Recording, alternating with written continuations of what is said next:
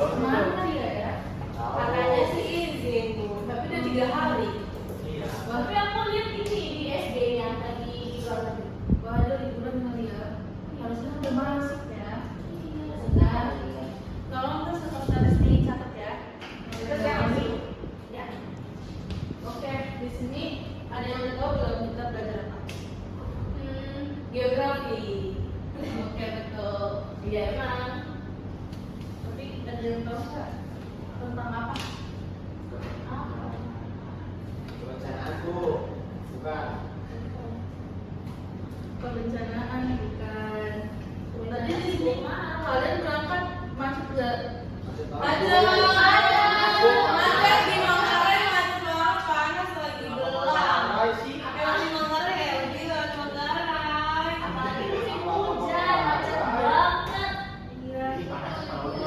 Kemarin aja aku di dalam PD berapa jam kita tadi? Hampir 3 jam. Iya, tenang aja. Ya ampun. Oke, sekarang ibu mau kasih kalian soal studi kasus. Kita lihat dulu ya berita.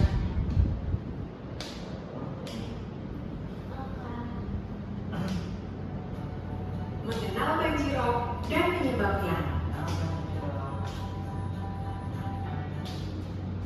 Yang mana Bu? Iya nih internetnya. Apa ya? Wifi sekolah. Iya.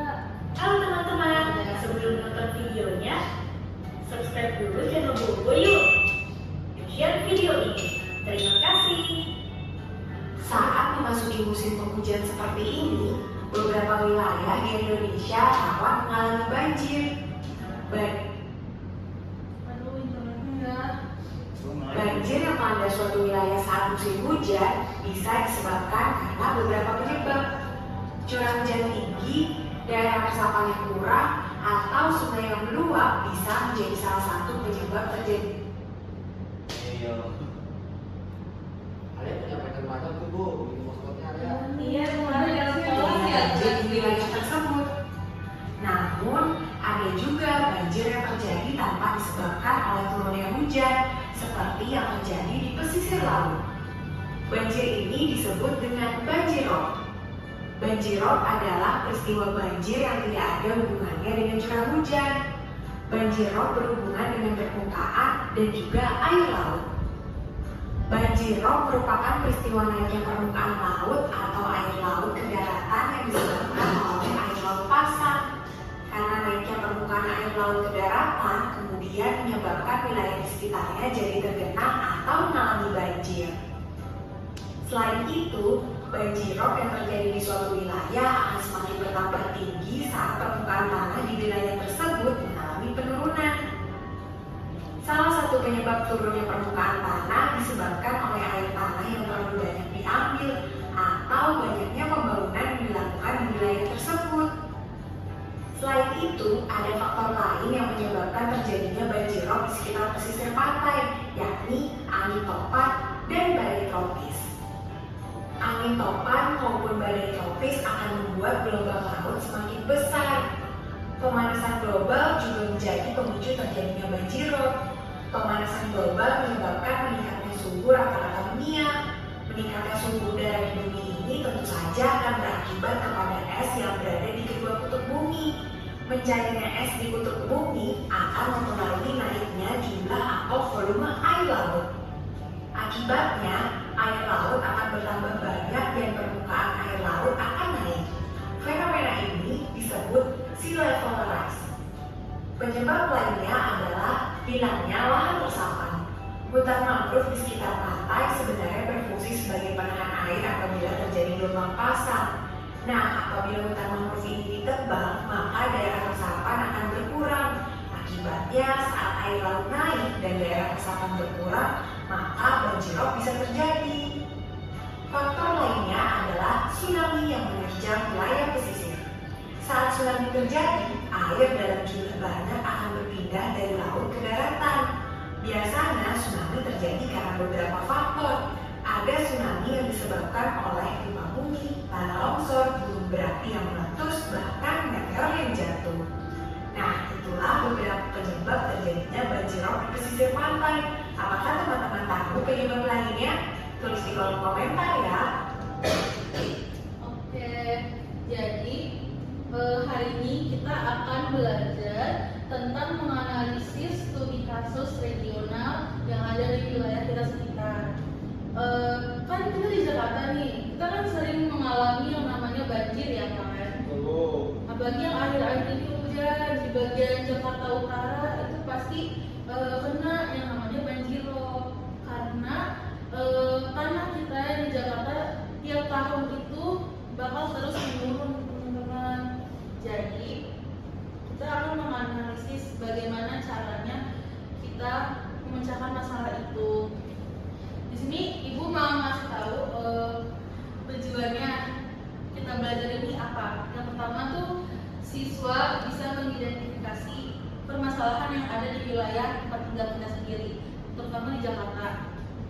Terus habis itu kita bisa berkolaborasi bersama siswa lainnya. Jadi nanti ibu akan bikin kelompok dan kalian masing-masing itu per kelompok bakal maju per kelompok ya buat memaparin apa hasil diskusi kalian. Terus habis itu yang ketiga, siswa mampu memaparkan hasil diskusi secara kritis dan kompleks. Nah, di sini ibu ada tugas, ada pertanyaan. Pertanyaannya itu, kelihatan nggak? Enggak ya? Kecil ya. Ibu bacain ya. Dalam 5 tahun terakhir, beberapa wilayah di Jakarta mengalami banjir dengan intensitas dan luas genangan yang semakin besar. Penyebabnya itu beragam, ada tingginya curah air hujan, terus ada penyempitan sungai karena bangunan liar di bantaran sungai. Kan sering kita lihat kan ada rumah-rumah di pinggir sungai itu ya. Terus ada berkurangnya ruang terbuka hijau. Jadi kita tuh di Jakarta sulit banget buat nemuin ruang terbuka hijau karena pertumbuhan pemukiman juga. Nah, di Jakarta Utara itu penurunan muka tanah mencapai lebih dari 10 cm per tahunnya, membuat wilayah tersebut semakin rentan banjirop dan saat air laut pasang. Kondisi drainase kota juga tidak mampu mengalirkan air dengan cepat ketika hujan ekstrem terjadi. Nah, kita buat kelompok ya, satu kelompok 2 orang. Ayo kita buat kelompok 1 siapa aja nih yang mau? Radit sama Alia. Terus Ami mau apa siapa? Mau sendiri. Nanti aku sama Eni tapi yang dia mau. Udah ntar Ami jadi moderator aja ya. Oke. Ina sama Elvi ya. Coba dari kalian sulit duluan. Ayo siapa yang mau sulit? Kelompok 1 sama kelompok 2. Ada sweet tadi. Bermain duluan, enam duluan. Iya. Yang menang lama nih. Yang kalah. Yaudah, pilih. Dari mau nomor berapa? Kita nomor karena kita sekolah sere gitu. Kita nomor 1. Nomor 1 ya. Ntar kalian diskusi ya. Ntar ibu kasih waktu. Kita diskusi berdua bu. Iya. Nih, apakah pembangunan drainase baru cukup untuk mengatasi banjir di Jakarta? Jelaskan alasanmu ya. Kita boleh diskusi bu. Boleh. Oke. Catat pertanyaannya ya. Boleh difoto. Boleh. Oke bu. Boleh buka Google juga ya buat nambah wawasan. Jadi foto belum? Mereka ya ibu. Foto lagi. Kalau bukan Instagram ya. Oh Instagram ini Google ya, ini nggak pernah main Google ya. Udah bu, dari foto. Oke, Elvi yang mau nomor berapa? Nomor Elvi. Karena kita kelompok 2, saya pilih nomor 3 bu. Oke, nomor 3. Nah, Aduh jangan. Padahal nggak boleh, kita nggak boleh kayak gitu. Iya salah. Mau nomor 3 berarti nih. Nggak Nggak boleh. boleh dibuka, Bu. Nggak bu, nggak boleh. Menurut kamu solusi jangka panjang apa yang mengintegrasikan pengendalian banjir di dalam kota dan perlindungan lingkungan? Jelaskan mengapa solusi tersebut lebih berkelanjutan. Susah nggak? Susah, Bu. Nggak gampang. Soalnya Elvi ini suka belajar di perpustakaan. Ini Betul. nggak bukan buat gitu bikin dong. secara kritis ya. Baik, Bu. Ide kalian nggak akan ibu salahin kok, tenang aja. Ibu kasih waktu berapa menit nih? 1 jam, Bu. 3 menit? 2 menit? 5 Boleh Bu 3 menit aja? 5 menit, Bu, 5 menit. Sekarang jam berapa nih? Sekarang ya udah Jam 1:37 Bu. Oke, berarti sampai 1:40 ya. Oke. Oke. Ntar Ami yang bantu jadi moderator ya. Ayahnya ya. karena mau memberikan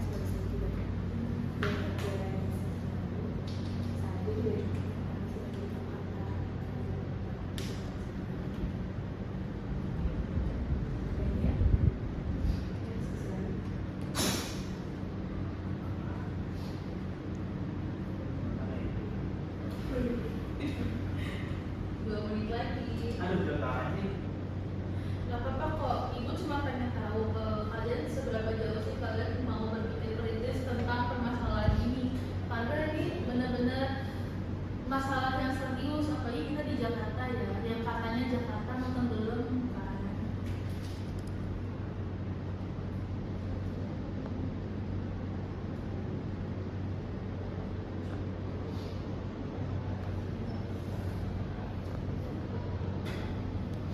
Selagi nunggu, Ami mau nggak ngejelasin yang tadi video tadi? Video tentang banjirop. Tapi kan memperhatikan tadi. Halo. Tadi di wilayah yang biasa banjirop. Di wilayah Libur. dekat laut ya, yang di pesisir. Karena air tanah kan sering diambil ya, apalagi jika berlebihan, jadi tanahnya turun kayak kayak pasir. Kalau kita kasih air dia bakal padat kan ya, cuman kalau airnya diambil terus, dikeruk terus, pasirnya ambles gak? Ambles kan ya. Nah, terus sama kayak air tanah juga begitu. Jadi kita mulai sekarang tuh kurang-kurangin pakai air tanah ya, karena gak bagus buat tanah kita kan tambah terus. Harusnya kita pindah ke air apa? Air pump. Kalau itu bisa kiamat gak? Enggak, cuman kayaknya 2050 rumornya Jakarta bakal tenggelam nantinya. Kita mau mana, Le? kita Kalau Jakarta tenggelam kita kasih bubur aja, kita kasih bubur nggak sih? Kalau Jakarta tenggelam juga pasti tenggelam. Makan aja, makan aja, Bu, makan aja, Bu. Mungkin tenggelam, kita tenggelam. Tapi ada sampah. Yang biasanya udah pernah banjirop, terus Jakarta mana yang tenggelam?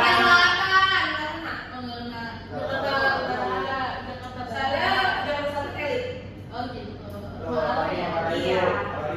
Oke, sekarang hanya banyak begal. Enggak dong, makan aja ya. Di sini ada Sekarang stasiun boleh di situ. pemaparan siapa duluan yang mau maju? Tadi yang makan duluan.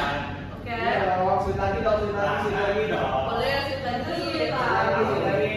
Yang menang duluan, yang menang duluan. Tadi kan. Tadi yang menang duluan. Iya. Dadah, sekarang.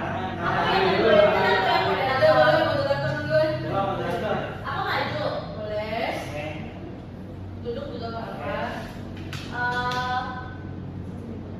Assalamualaikum warahmatullahi wabarakatuh. Waalaikumsalam. Saya dari Pasal Hamidah sebagai moderator akan memaparkan kelompok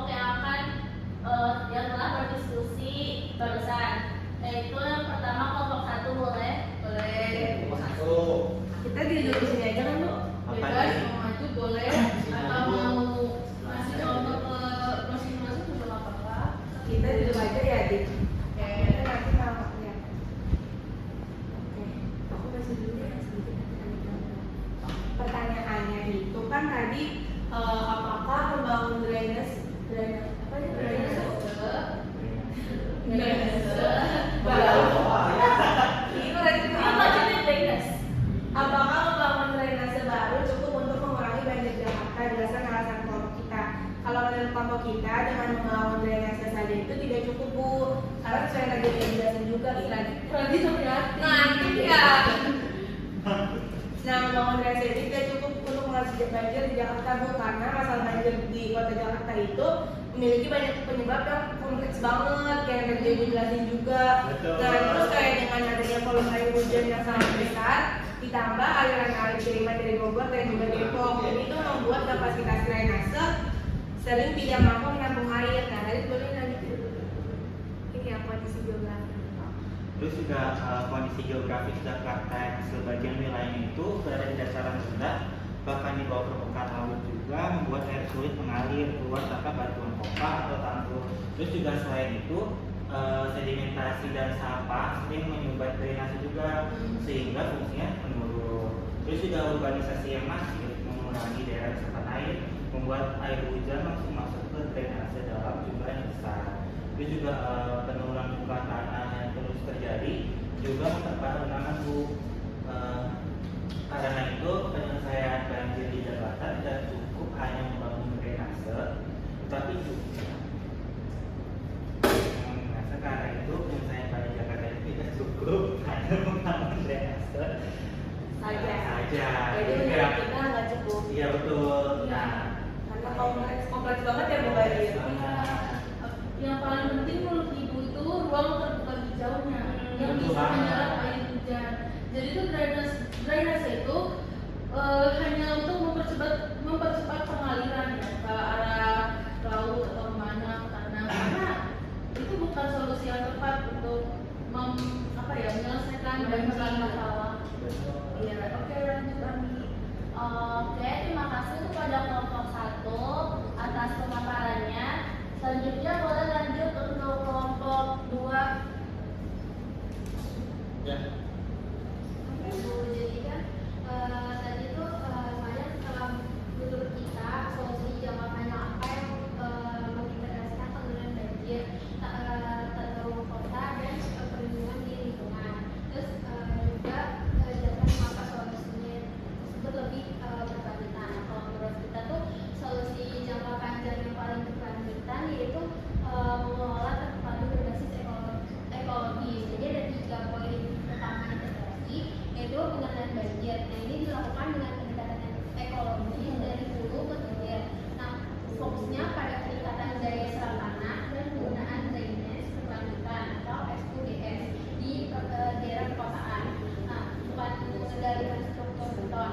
Nah, yang kedua ada tentang kota, yaitu mengintegrasikan peta resiko bencana dalam perencanaan dan menjamin perlindungan ruang terbuka hijau atau RTH dan ruang biru badan air sebagai area resapan alami serta mengendalikan alih fungsi lahan kritis. Nah, yang ketiga itu ada perlindungan lingkungan. Nah, itu dianggap sebagai dasar kebijakan di mana pengelolaan sampah, pengendalian pencemaran dan adaptasi perubahan iklim menjadi komponen yang vital untuk menjaga fungsi hidrologis dan ekologis kota. Nah, untuk hal berkelanjutannya itu tuh karena solusi ini lebih berkelanjutan karena menghasilkan manfaat ganda di 3 pilar Bu, yang pertama di lingkungan, yaitu mengembalikan fungsi alam dan daya dukung lingkungan. Yang kedua ada ekonomi, lebih efisien, hemat biaya, pemeliharaan jangka panjang dan mengurangi kerugian akibat bencana. Yang terakhir ada sosial, yaitu meningkatkan kualitas hidup, kesehatan publik dan meningkatkan partisipasi masyarakat Bu. Oke, makasih ya pemaparannya. Jadi solusinya ada 3 nih. Kalau dari kelompoknya Elvi sama Rizkina ada integrasi buat peta resiko rawan bencana dan buat ruang terbuka hijau, terus perlindungan lingkungan ya. Iya itu berkelanjutan karena bisa mengembalikan apa tadi? Mengembalikan apa? Mengembalikan Fungsi alam dan Fungsi alam